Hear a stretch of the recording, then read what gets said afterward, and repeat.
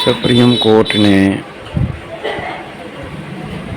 चुनाव आयोग की एक मशीन को बेंच के सामने कराया रिकाउंटिंग।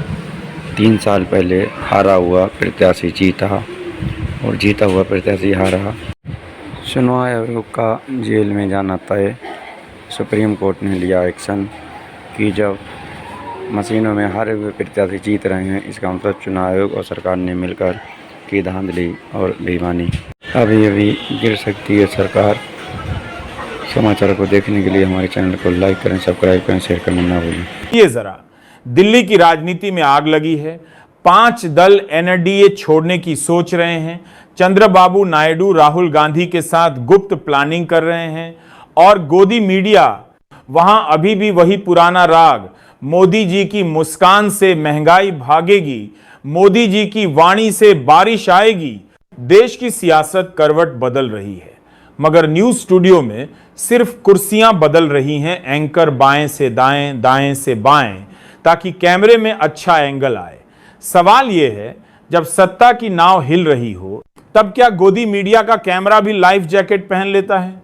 पूरी खबर हम आपको इस वीडियो में विस्तार से बताएंगे। कौन सा दल एनडीए से बगावत कर रहा है, राहुल गांधी के साथ क्या गुप्त प्लानिंग चल रही है और बीजेपी के लिए इसका क्या मतलब है। लेकिन उससे पहले एक छोटा सा अनुरोध है, इस वीडियो को लाइक कीजिए, शेयर कीजिए अपने दोस्तों और परिवार के साथ, ताकि गोदी मीडिया को भी पता चले कि असली खबर कहां मिल रही है। और हां, कमेंट करके बताइए आप ये वीडियो भारत के किस कोने, किस राज्य से देख रहे हैं। आपकी आवाज भी इस कहानी का हिस्सा है। दोस्तों, चंद्रबाबू नायडू 5 दलों के साथ मिलकर ऐसा खेल रचने वाले हैं जो सीधे बीजेपी के दिल तक चुभेगा। हमने पहले ही कहा था, नायडू राहुल गांधी के संपर्क में हैं। सिर्फ नायडू ही नहीं, बल्कि उन्हें मिलाकर पूरे 5 दल एनडीए से बगावत की तैयारी में हैं और सबके सब राहुल के साथ कंधे से कंधा मिलाना चाहते हैं। इनमें यूपी, बिहार और साउथ की पार्टियां भी शामिल हैं। अब बड़ा सवाल, राहुल का ये मास्टर प्लान क्या है? बीजेपी को किस मोर्चे पर घेरने की तैयारी है? जैसे ही यह खबर फैली कि 5 एनडीए दल राहुल गांधी के सीधे संपर्क में हैं, दिल्ली की सियासत में भूकंप आ गया। यहां तक कि उपराष्ट्रपति चुनाव में सरकार गिराने की बातें खुलकर होने लगी।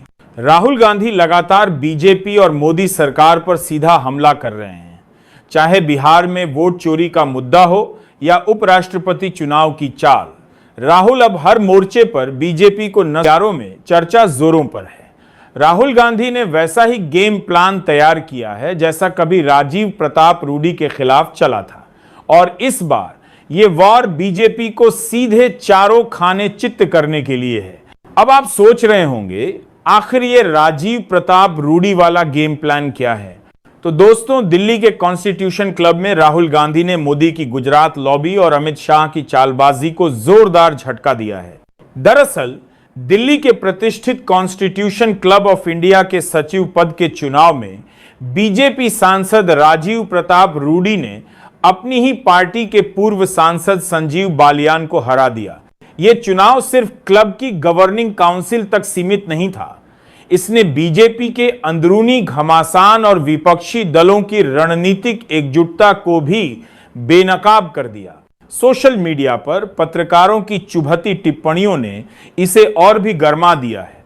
कहा जा रहा है, यह राहुल गांधी का मेगा प्लान था और यही प्लान अब उपराष्ट्रपति चुनाव में बीजेपी को धूल चटाने के लिए इस्तेमाल होने वाला है। राजनीतिक गलियारों में चर्चा है कि एनडीए के कई घटक दल राहुल के साथ खड़े होने को तैयार हैं।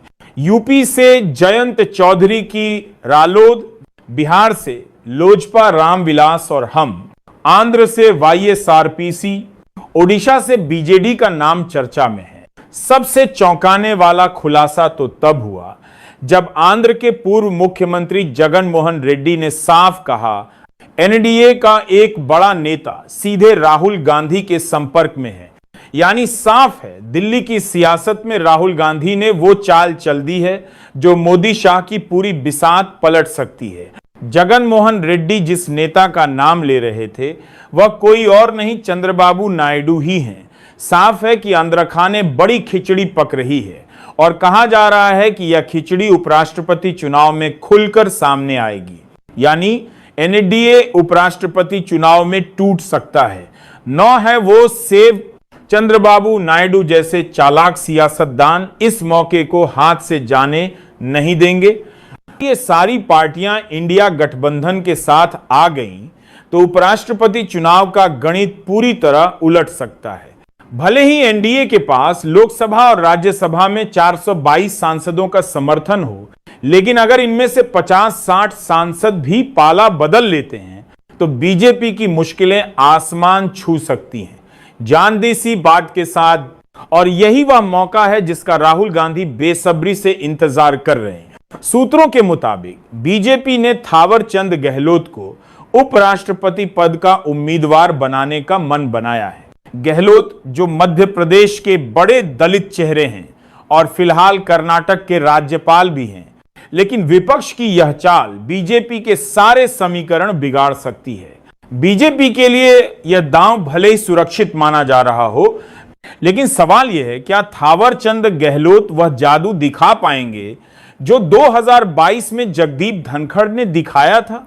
2022 में धनखड़ को 528 वोट मिले थे, जबकि विपक्ष की मार्गरेट अल्वा महज 182 वोटों पर सिमट गई थी।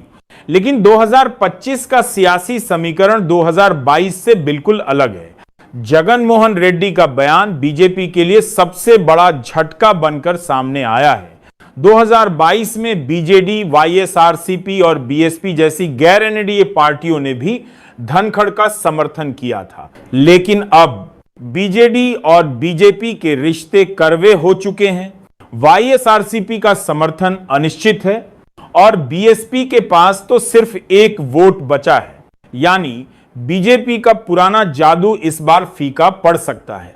राहुल गांधी ने 7 अगस्त को अपने आवास पर इंडिया गठबंधन की बड़ी बैठक बुलाई थी।